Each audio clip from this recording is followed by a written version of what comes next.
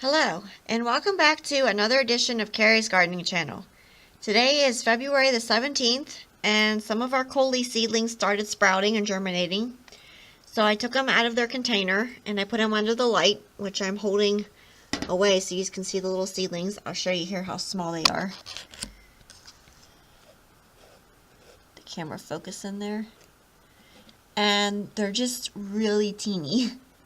So I did wind up actually planting more seeds per cell than what I was originally going to.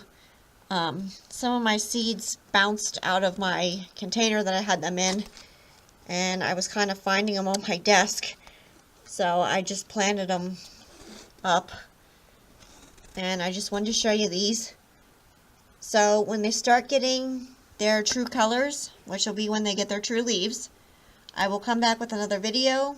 And I will tell you then how I feed them and when I start feeding them. And I did a playlist on this, which I will leave the title below, so you can see these as they grow and how I feed them and all that stuff. So if you like my video, please like, comment, subscribe. If you have any questions, you can leave them below and I'll try and answer them for you. Please don't forget to hit that little notification button. That'll tell you when I put a new video on. Thank you for watching and hope you have a nice day. Bye.